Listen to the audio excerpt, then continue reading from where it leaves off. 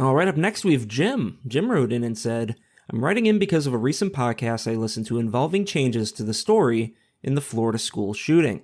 Stefan discussed some of the topics I'm intimately familiar with due to my profession. I'm a special education teacher working in an alternative program for students who've been expelled from their regular schools. I'm certain that my school is very similar to the one Nicholas Cruz attended for a short time before his shooting rampage. I would like to share some of the outrageous things I've seen happening in public education and the special education world as a whole. There are a lot of cases very similar to Nicholas Cruz, and I think many of these students are ticking time bombs, and it's only a matter of time before we see more instances of mass violence. Due to federal laws, students can basically get away with anything. We've had students attack teachers, bring knives and even guns to school, sell drugs on school property, and much more. They have little to no lasting consequences. This is especially true if they have an individual education plan. The IEP essentially acts as a get-out-of-jail-free card. It's only a matter of time before another case like Nicholas Cruz happens again. That's from Jim. Jim, how you doing, man? Hey, it's my first time on the show. Can you hear me? Yeah, I can hear you. Nice microphone. So, yeah, let's hear about the stuff you have seen. All right. Well, I took a couple notes here because I wanted to come, prepared. And what I did is You're I basically such a teacher. Right. I gotta be prepared. I gotta have my notes. Don't want to miss anything. Is this gonna be on the test? All right, go on. All right. So the first thing I wanted to talk about is kind of the incidences or like things that I've seen. I haven't been a teacher for that long. I don't want to go into specifics because obviously if anybody heard me on the show and they knew who I was, I probably wouldn't be working as a teacher for very long. So we've had at my school, I've had kids threaten me. I've had like an instance where I wrote up a kid. And then, as I was teaching a class, he comes banging on my door, wanting to like fight me. Right. And then one of the girls thought it'd be a good idea to open the door. We actually keep the doors locked at our school. And then, of course, this kid gets in my face and he's not very big. But then he's pretty aggressive. He gets in my face. He starts to like yell that I lied and everything like that. And then I actually had to kind of turn away and I was half expecting him to jump on my back, Then this same year, I've had another kid also, get in my face and just say, hey, do you want to fight? Like actually wanting to fight me. And like I had to walk away from him because I looked into his eyes and I was like, he's about to hit me. Like I guarantee he's about to hit me. And like these kids are not afraid of anybody. Like I watched a kid attack a cop at our school. I mean, a cop he was escorting a kid out of the, lunch and then, he attacked the cop. And I mean, the cop was huge too. So, I mean, it was just shocking to see that these kids just like, they have no fear of any kind of consequences at all. And they don't have to because they don't really have any from what I've seen. I won't go over too many more. Oh, I did also want to talk. We had a kid, bring in a knife and he didn't even get suspended for it. Like I caught him with the knife and he didn't even get suspended. And I was just like, you're not going to do anything to this kid? Like he committed a felony by bringing that to school and you're not going to do anything to him. And I'm just like blown away by it. And then, we had a kid, who brought a Glock to school with a 30 round detachable magazine and pointed it at another student. Right. Not at my school, but then that's why he got sent to my school. He spent like a month in jail, went back to my school. We had him in our program for a little while. He did okay. He went back to his original school. He got to finish out the school year. I'm just like, are you kidding me with this stuff? And a lot of this stuff, it's like they really don't want us talking about it. Like they want to keep it like secret, like, and they don't want to tell people. But it's like some of the stuff I see. And then I know a lot of these kids, like their home environment is completely, screwed up. Like you hear some of the stories that they have of like abuse. I mean, it's out of control. And it's just like these kids are such a ticking time bomb. I had a couple other things, but I don't want to take up too much of your time. I mean, No. If you've got other things you want to talk about, man, this is, I'm interested. Yeah. I mean, we've had kids threaten to shoot up the school and then we expel them and then they come back the next school year. We've had kids, there's a case where a kid orally raped another kid on a bus, right? And then the one kid sued the school or their parents. Sorry, sued the orally school. raped, you mean forced a Yes. girl to perform oral sex upon him? That's correct. Okay. On the bus. And the girl's parents sued, and the kid got to go to school the next school year. And the girl ended up getting pulled out. Then we had another case where a kid after school, I guess, a girl accused a boy of raping her after school. And this happened this year. And the girl got a restraining order and everything, and the kid kept coming to school, and they, I guess the way the law sees it is that the kid has a right to an education that kind of supersedes the restraining order, which just kind of blows my mind that a girl would be expected to sit in class. No. It means that the school board or the school itself wants the government funding that comes from having a school in there, and to hell with the rape victim. I mean, that's kind of how it seems, is that like they're putting the money before the kids. And it just like, as a teacher, like I wanted to go into education, because I like kids, and how's that going? Well, there are some good moments, right? Like, and there's some teachable moments, and personally, I know I'm a public education teacher, but the thing is, like, I'm actually with you, and we could discuss this maybe on a different time. But I actually do believe that education would be better off if the government wasn't involved whatsoever. Right? Oh, absolutely. Yeah. I mean, if you want to know what education would look like if the government wasn't involved, look at the computer industry. That's kind of my thought too. I 100% agree. I have a family to support, and there's really no way to teach without having the government be involved in one way or another. Like, we have to have a license and everything like that. So, I mean, there's really no way to teach without being involved with the state, unfortunately. And let's see, other things too is there's some good kids at our school, kids that just happen to be kind of in the wrong place at the wrong time. We had a girl that she had, she's a good kid, and she was told by the other kids, hey, pass drugs to this kid across the room. And she, was like, oh, okay, and passed the drugs and got caught with them. And now she's with us, and she was so good and everything, and she really didn't deserve to be there. We have boys that got bullied and finally kind of fought back, and the school's kind of got a policy that, like, you don't have a right to defend yourself. So basically, like, if you get attacked and then you fight back in any way, like, they just expel you both. Right. And that's what's interesting. And then that kind of brings me to my next point, where you have, like, in the special education world, if a student has an individual education program, then a lot of times they can get out of stuff, and like, if they can't be suspended more than 10 days, right? Because there's a federal law that says if they're suspended more than 10 days, then we have to make up the time with them, right? And then that means teachers have to stay after school, and that means that you have to pay them, right? Like $30 an hour to stay after school to work with a kid that got, suspended more than 10 days. So we had a kid, who was at that 10-day mark, and he literally punched, he was a white student, and he punched a black student. So it makes it even worse about the race thing, because of course the mom was upset about this, but he punched the black student, and then and then he didn't get in trouble because he has an IEP, but then the other kid did get in trouble because he fought back. Right. And it was clear as day that the aggressor was, in this case, the white student. And of course, the parent saw that and was like, that's kind of racist. And we couldn't really disclose that the kid had an IEP because because it's confidential. So it looks really, really bad on us. But we can't really tell her why her son got suspended, but our other kid didn't. Right. We've got a student that throws things at other kids, and he's highly aggressive, and he just, every time he does this stuff, he doesn't have any consequences. Like, he hit a kid over the head with a chair, and like, he has an IEP too. This is a different kid. And, he hit a kid over the head with a chair and actually caused like a concussion. It was real bad. And the kid had to go to the, doctor about it and everything. And, he didn't even get suspended for it. Or no, I stand correct. I correct myself. He did get suspended, but he didn't get expelled for it, is what I mean to say. Right. Well, and they're not getting an education in general. That's kind of a point I wanted to make too. I wanted to talk. I had it. It's a cage. It's a zoo. It is. I feel like a zookeeper sometimes, yes. And I don't mean that in like a racial sense.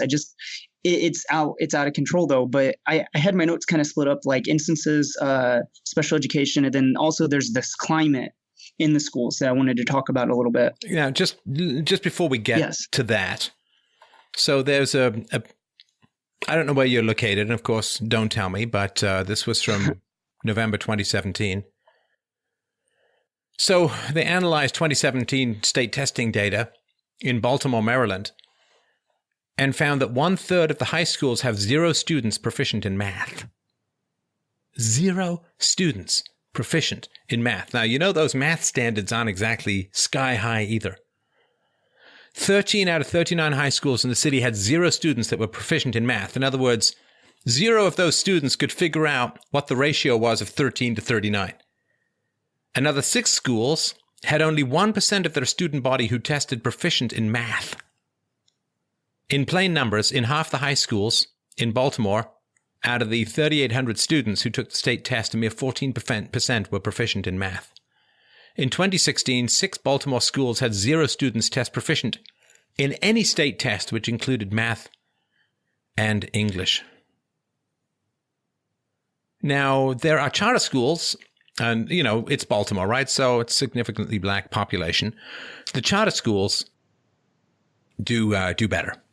The charter schools do better. So there's a Baltimore charter school for boys, no entrance exam, shorter class periods, and 60% male teachers.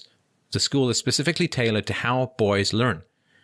And the guy who founded this has seen math proficiency spike 60% since 2015 when the school opened its doors. There are 440 students currently enrolled and another 300 on the waiting list. And maybe some of those numbers are jigged. I doubt it. I think that they're using the same standards, but they've seen math proficiency spike 60%. So when they say, well, we got to have the kid in the school so the kid can be educated, the kid's not being educated. He's a captive, and violence is condoned. And we see this from the Project Veritas videos that are coming out these days. But they're captive, and they are kept there for money. They're kept there so the funding doesn't drop. They're kept there so the parents don't complain. The violence, it doesn't matter. Doesn't matter. It's about the money.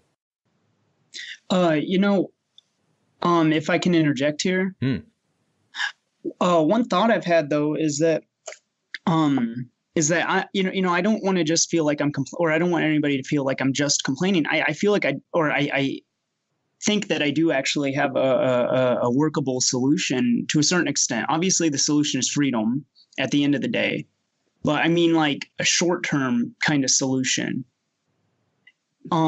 And my thought is like you have a right to an education, at least the way the court sees it, right? And I guess what they mean by right is that you have a right to make the government pay for it at the expense of other people.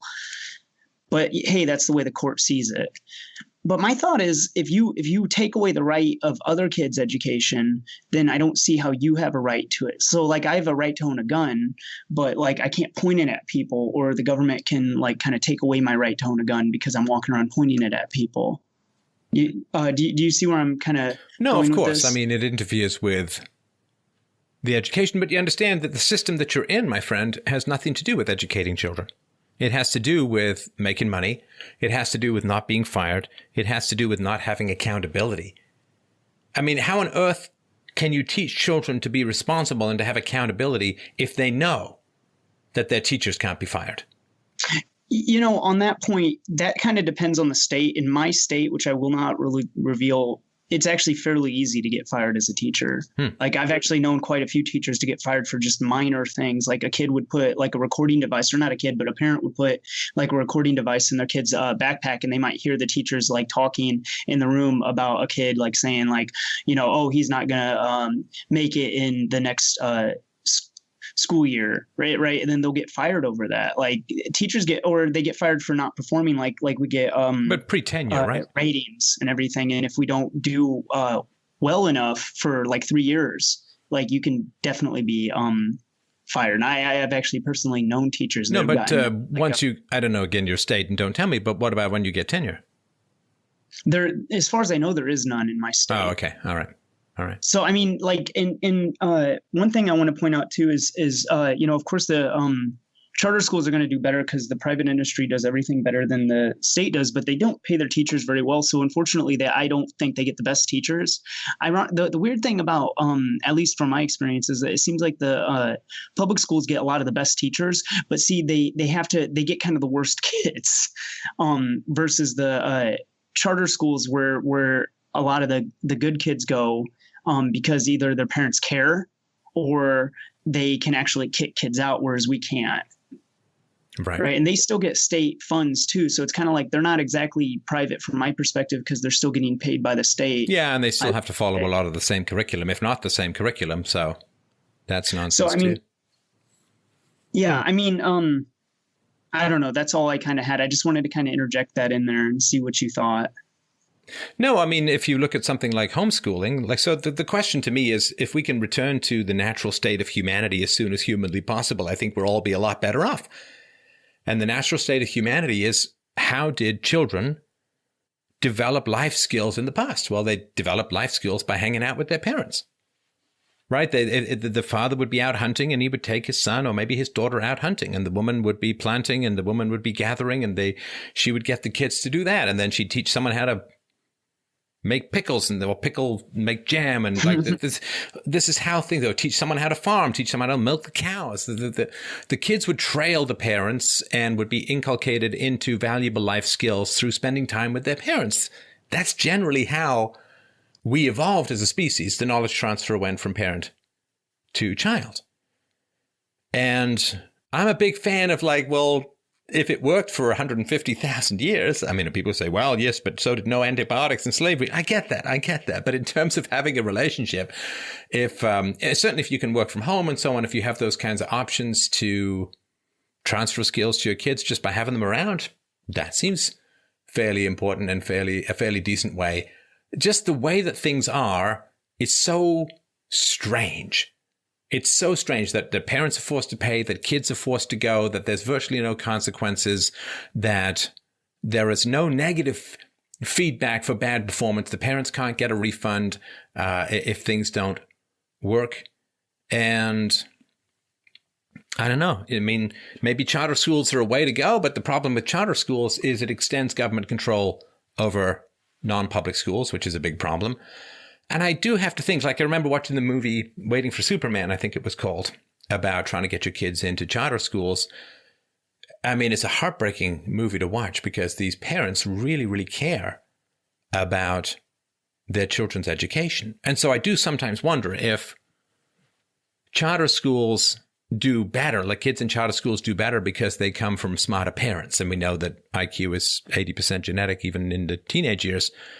So maybe they've just got smarter parents who really, really want their kids to do well. And maybe that's just the higher IQ kids end up in the charter schools. I mean, I don't know if anyone's really studied that, but that would be one of the most likely places to look as to why all the charter schools are doing better. But I do think that it matters how you educate children.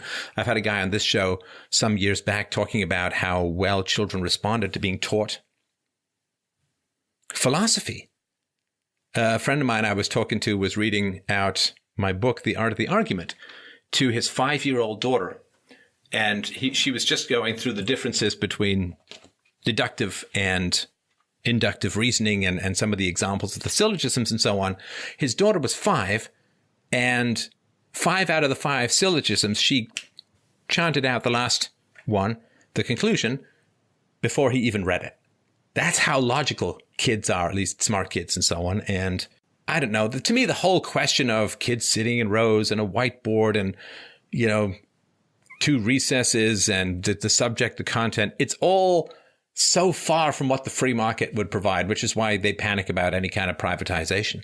I have no idea what the education of children would look like in the age of the internet and the tablet. I have no idea what it would look like. I have no idea what work as a whole would look like in a truly free society, but certainly schools would be virtually, I can't think of anything that wouldn't be enormously different. One thing, okay, so you're going to get a kick out of this. So you know what they took away from us, though, is teaching kids how to type. Huh. Like they took away the typing one of the few skills I actually learned and still use.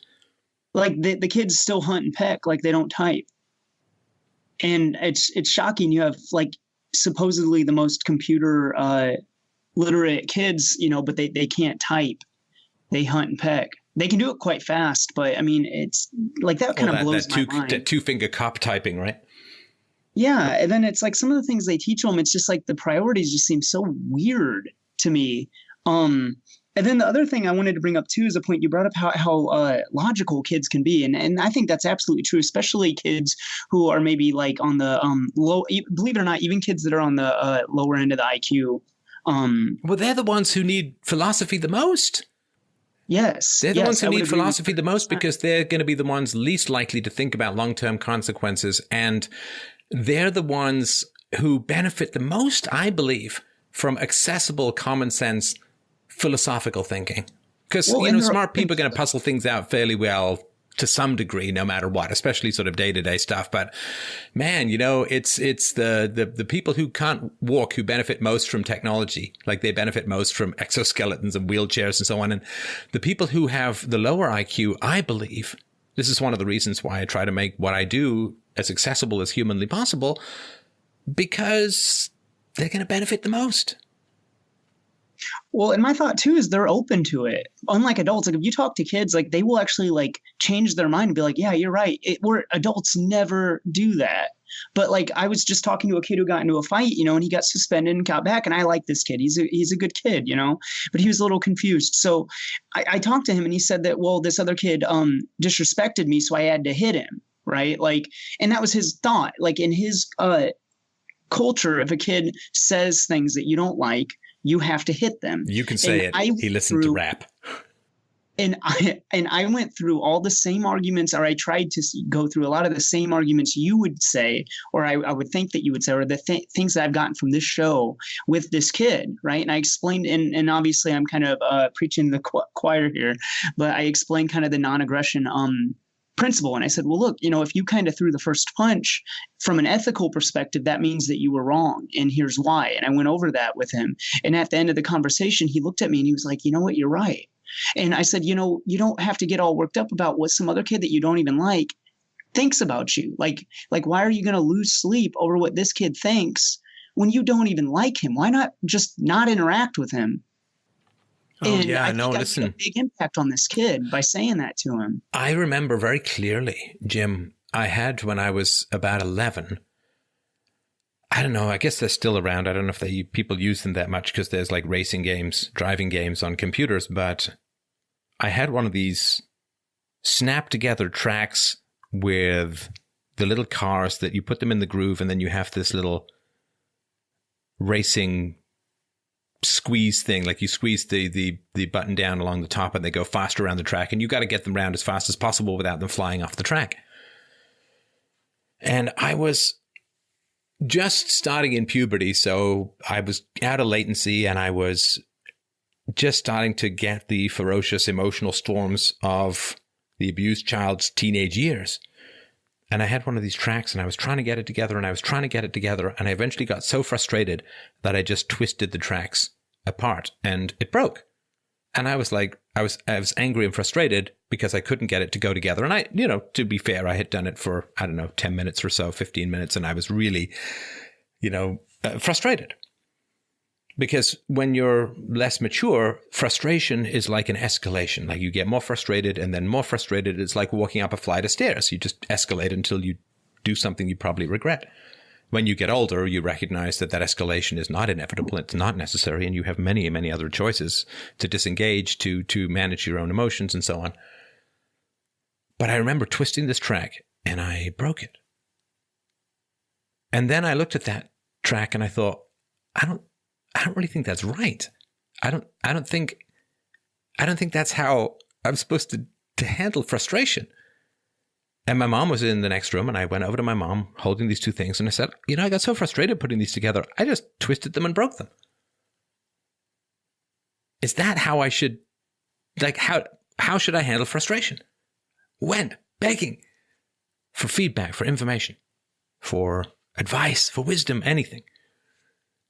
But Well, I think we all know my mom wasn't going to be the person to teach me about managing frustration. But kids, if you give them an answer, they can disengage programmed instinct and engage the cortex. They can engage the repression of impulse and instinct. And it's like you create a path through the woods by saying, hey, look, there's a path through the woods, where they saw no path before. Now they see a path and they have a different choice to make. But there's so few people who will actually tell children they have a choice. And there's so many people who will just program them into bad behavior. Yes. I mean, and then another thing I wanted to bring up that I'm sure you'll talk at great length about is the prevalence of single moms in the school, especially the school I work at. Before we do that, what other demographics in your special education class? I could ballpark it for you. Okay, so here's one thing that you'll find interesting is that in our district, or I don't even want to say our district, there are certain schools that I know of where 40% of the student body have IEPs. Wow. Like, how are you supposed to service that many?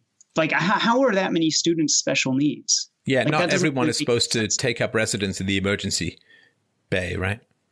Right. I think there's an over-diagnosis, and I think that there's some incentives here in place because a lot of times the parents get Social Security benefits for their kids having an IEP.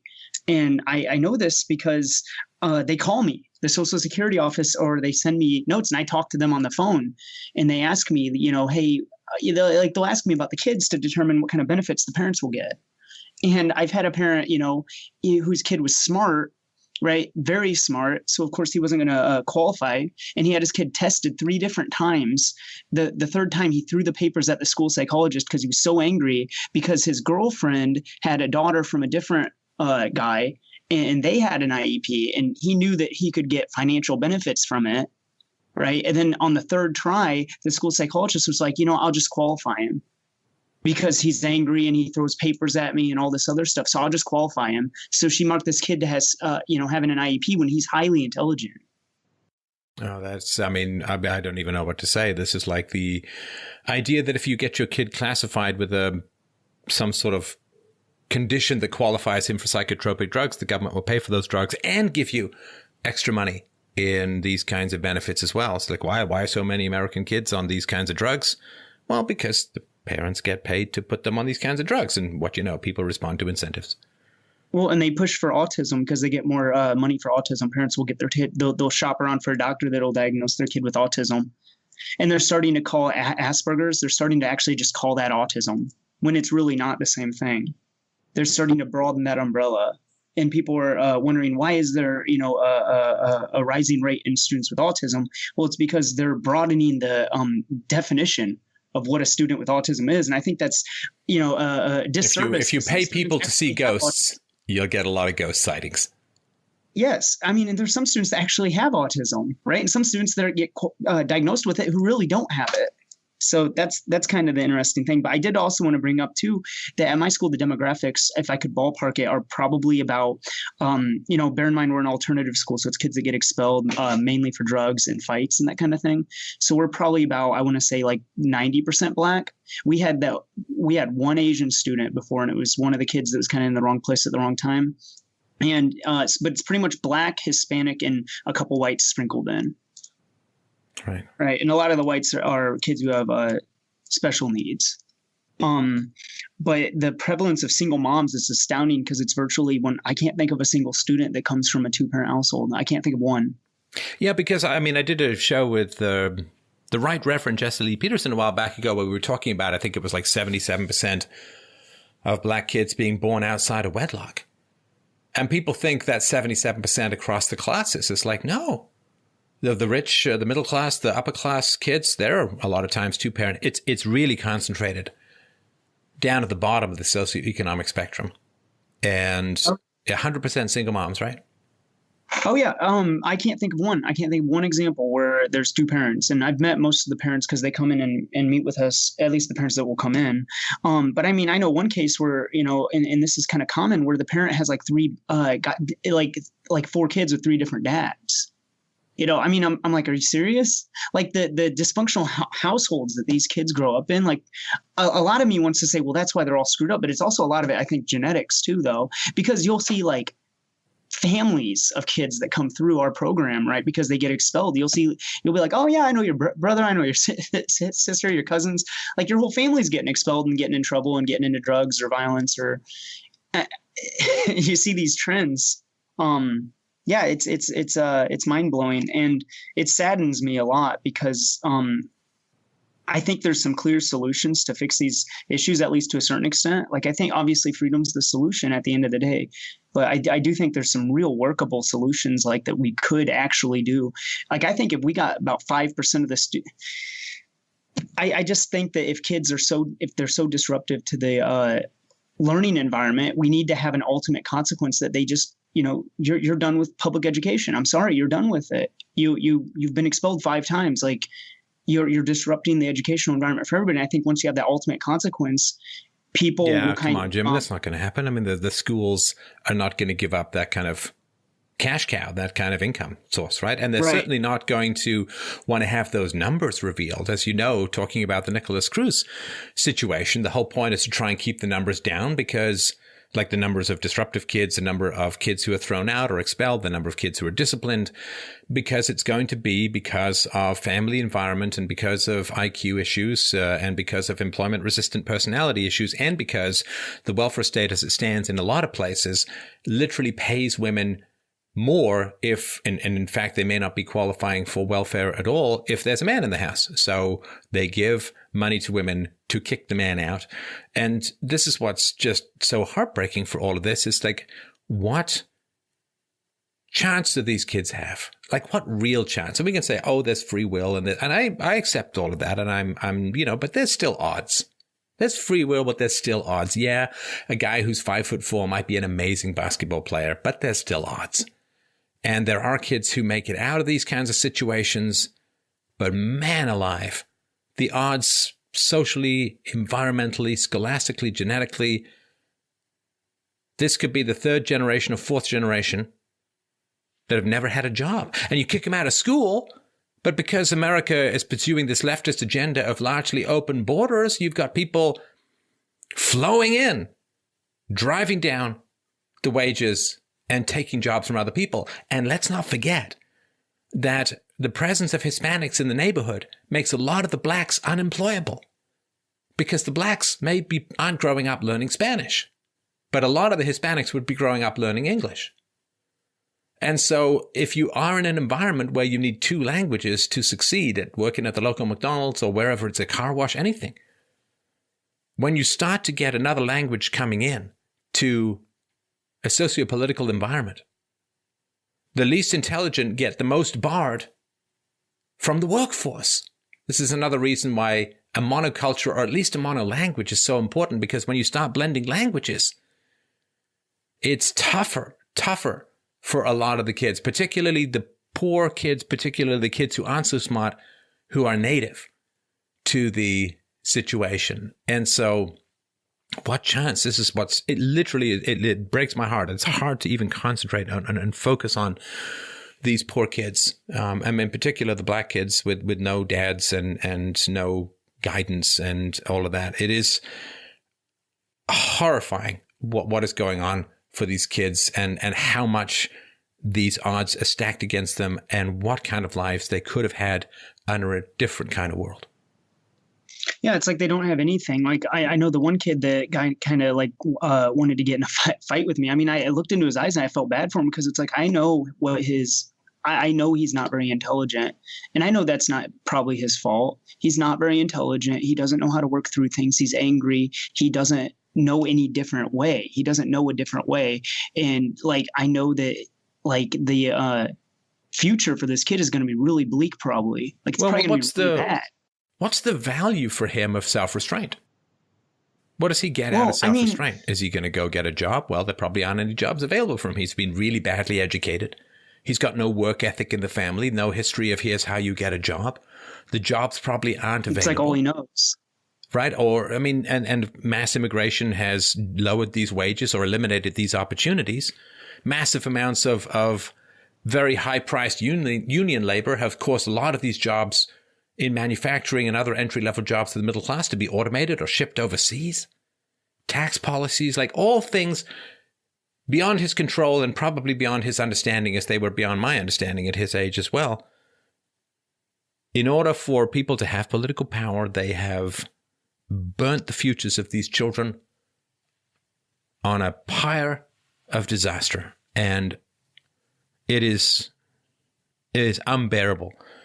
I don't know how you do it, Jim. Like it is horrifying to think of what kind of lives these kids are going to have and how little we care to help them.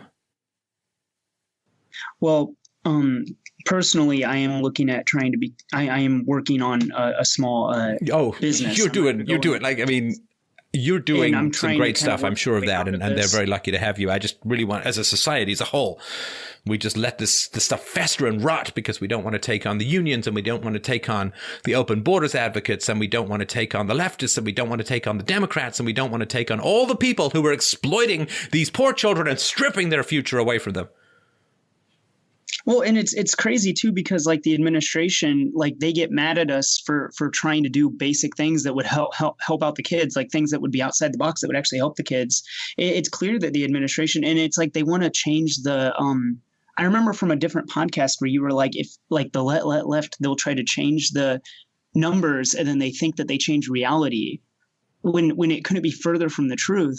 Like they do that with racial disparity. Like we constantly hear about racial disparity and why are all your referrals for kids of a certain race, and and you're expected to kind of explain yourself, and it's just there's a lot of pressure coming right up from the top to like make everything even with race. And it just doesn't happen. And even if people don't like the IQ stuff, which I understand, it's difficult stuff, but let's just put that aside. Try normalizing by single motherhood and see how much these things will close off, right? Right. But then the thing is, I brought that up, like I was talking to a few of the teachers, and I brought that up, and you wouldn't believe how much vitriol I got from teachers who see this every day firsthand. It's funny because I think they get so mad because they know it's true. They know it's true. And then they, of course, like these are supposed to be people with like master's degrees, and they still do the thing like, well, I know, or I'm a single mom, and look at me like, okay, well, I know a tall Asian guy. It's kind of like, you do not know. Well, and it's one thing to be a single mom who gets a master's. It's another thing to be a single mom whose family's been on welfare for 2 or 3 or 4 generations. That's the thing is like it's clear that they feel genuinely threatened by the fact that I would bring up that single moms is like a trend. And then I even tried to bring up the argument, like the cognitive dissonance is amazing, because I've tried to bring up the argument. I was trying to say, okay, well, are men, on average taller than women, right? Because where I'm going to go with this is I'm going to say, okay, well, I know a woman who is married to who is taller than her spouse, right? Like that can happen. Like that's an exception. And I was about to bring that up. And then she goes, I actually don't think that men and women are different heights. And I was like, what? Like you can't be serious. And I'm like, okay, what about strength? Right. Like, and she goes, I think that men and women are actually the same strength. Wow. I'm not even kidding you. She said this. This is a woman. And she's a teacher, right? So she's a teacher. Yes, a teacher with a master's degree. Yeah. Well, it's the master's degree that probably gave her that radical subjectivism and just make up whatever facts you want, right? I know. And then she'll say, well, statistics don't matter. But then she'll say, yeah, but this disparity is a big problem. Wait, I thought you said statistics don't matter if they go against nurture versus nature. And it's like I kind of just learned to keep my mouth shut, because it's like if I bring any of this up with any of these people, they get so threatened and so aggressive, and it's like they will attack you. And we had, a teacher who's kind of on the right, and like I'm not even kidding you. The other teachers got together and like emailed like the head honcho for the whole district and got this guy fired. I'm not even kidding you. That actually happened. There was a guy I'm not at all shocked. And he moved for who moved in from a different district, that was more rural, right? And he espoused openly some kind of conservative beliefs, and he was gone like real quick. Jim, why do you want to work in this environment? It's just those moments where I can actually help kids makes me feel good, and the pay's pretty good for now. I do want to move out of this environment. Not unfortunately, fortunately, but I'm trying to work on I'm trying to start my own business. I don't want to go into too many specifics because I'm afraid people might be able to kind of track down who I am if I do, but I am trying to start my own business. All right. I'm working on that currently. It's not making any profit as of now. Because it's very hard to fight against these odds. And yeah, I'm not saying, I don't want people to say just give up or anything like that. But, once you understand all of the odds against these kids, this is what is so tragic, is that there is no giant skyhook that can just magically get these kids to a better place. And I'm not saying you're not making any difference. And for some of those kids who have opportunity, who have the potential, you may be triggering something better in them that otherwise, so you've got some smart kid in there, some kid with a lot of potential and so on. And if he doesn't meet anyone, then he may be sunk under and buried under. If he meets someone, he might be able to get out. But for the majority of kids, this is what's so terrible about the system, because the system is not so terrible if you can find ways to save people from its outcomes, but a lot of times I don't think you can, and that's what's so heartbreaking. Yeah, and it is. And you might get a kick out of this. I did have one student that was exceptionally intelligent, and he got busted for weed. And it was funny because we were going to have the kids write essays on why they're here and why they, feel like they screwed up. And he goes, well, I don't think I did anything wrong because I think weed should be legal. He goes, I don't really think I did it. He's very intelligent, actually. And I actually handed him a copy of your book, The Art of the Argument, and he read the whole thing. And I know he read it because we talked about it. Right. And he appreciated it. And he actually he was a socialist right before. And by the time I got done talking to him, he was no longer in that frame of mind. Ah, well, that's great. That's great. I mean, I wouldn't necessarily burn up your whole life for those opportunities. And it is part of you, handing out The Art of the Argument may be a good way of saying, hey, I think I want to pursue other opportunities because, even the debates that you're having with these other teachers. But if you've got an exit strategy, you've done your bit, you've helped kids. And if there's something you can do that's more self-controlled, self-directed, and you don't have to hide everything about who you are and what you think, I think that would be a better solution in the long run. Plus, one of these days you might get physically aggressed against, or you might get someone who accuses you of something. And it's a very risky environment on many levels. Well, and I did learn from this whole experience. I've only been teaching, I don't want to go into how many years, but it hasn't been many years. It's been less than 10, more than 5. So, but I have learned a lot, and I have a daughter on the way. And because of your podcast, I am against spanking. I'm for peaceful parenting. My wife has stopped working at her job. She's going to be a stay-at-home mom, and we're planning to school our daughter at home. Fantastic.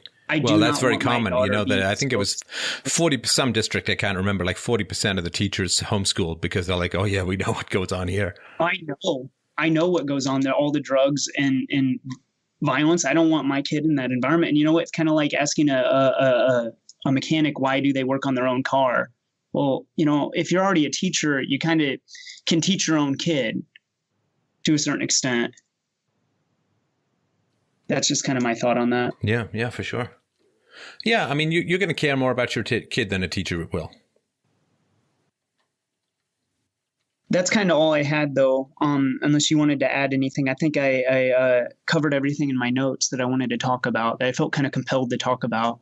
No, listen, I appreciate that. And it is a hell of a thing as a society in the West as a whole that we've gotten ourselves into. We've now had...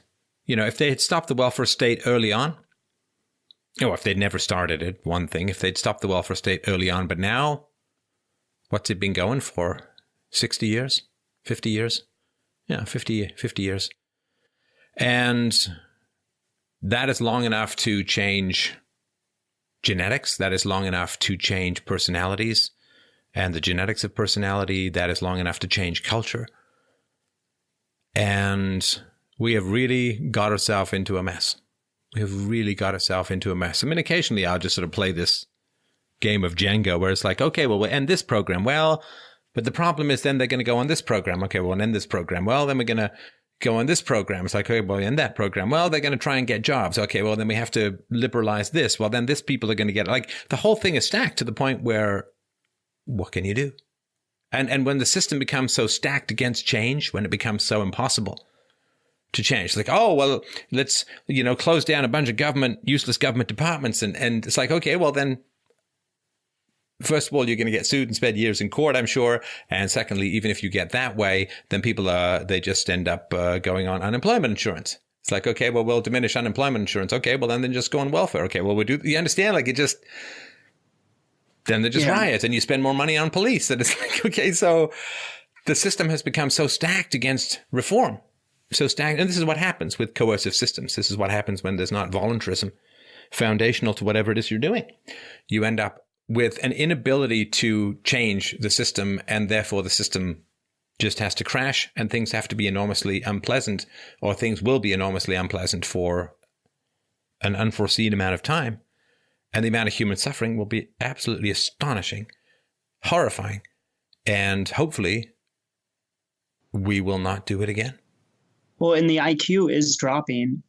It is. It's clear. And I talked to a recruiter, and they said even for the Army, like, they have to pass the ASVAB, and the kids aren't passing it. They can't get kids to pass the ASVAB, which is easy. It's pretty easy. It's not hard. It's like have you ever seen those questions? I have. And what are they like? They're basic IQ test questions. A lot of them are logic based. I mean, they'll ask a question like, okay, if you have a cup of water, right, and it's worth $1.50, and the cup is worth, or the water is worth $1 more than the cup, right? How much is the cup worth? Right. And the kids will say stuff like $3, and it's like, what? They just guess, right? Yeah. Like it's very logical, right? They don't know. And then the funny thing is, the recruiters are having to lower the standards. Like the Army has done this. Like you can look this up, and the Army has done this. They've lowered the standards on a lot of the MOSs and the jobs available to people, and then they wonder why, like, we keep having these crashes, like these planes and stuff keep crashing. Oh yeah, I've heard some real conspiracy theories about that. I just assume it's just the decay of competence that is happening in society as a whole. Society is only functioning and running based upon a very few smart people, a whole bunch of automation, and the inertia of better systems and better people that they set up in the past. So I just, for those who don't know what all this means, so this is the test, right? 85% of those taking the test, just test to get into the Army, the easy one, 85% of those taking the test in 1980 exceeded a score of 120, which was the cutoff score for officers in World War II. In 2014, only 59% exceeded that score at the upper end of the distribution. Now, this is very important. 4.9% of those taking the test scored above 150 in 1980 compared to 0.7% in 2014. In other words, today's Marine officers scored nearly an entire standard deviation worse on average than their predecessors 34 years ago. At a time when this intelligence is dropping, college entrances are going up. Right. It's easier to get into college than it is to join the Army today. It's actually easier to get into college, even academically. And the Army has not found any use for people who score, I think, lower than the sort of mid to high 80s in terms of IQ. Like, there's just nothing you can train them to do. There's nothing you can do that's going to have any value. And that's pretty terrifying. At the same time as we have increased automation and the outsourcing of lower skilled jobs, we are paying people who aren't that smart, knowing that intelligence is significantly genetic, to have a lot of babies. And we're not going to get those IQ points back. We got those over millions of years of evolution. Maybe not that long, but thousands of years of evolution. Tens of thousands, for sure. So, and a lot of people had to die to get those IQ points. Oh, it took tens of thousands of years of astonishing amounts of suffering to raise IQ. And we're just burning it up in decades. And the thing is that scares me is, of course, it's not going to come back. You're going to have it. I don't know how the future is going to look, but it's not too bright if this continues, unless there's some kind of genetic engineering. I know the Chinese are kind of getting on that. So we'll see how that pans out. And just world IQ as a whole. World IQ in 1950, the average world IQ was sort of 91 2.5. And as of, well, now it's collapsed by a couple of points, and by 2100 or so, it's projected to be 84. 84.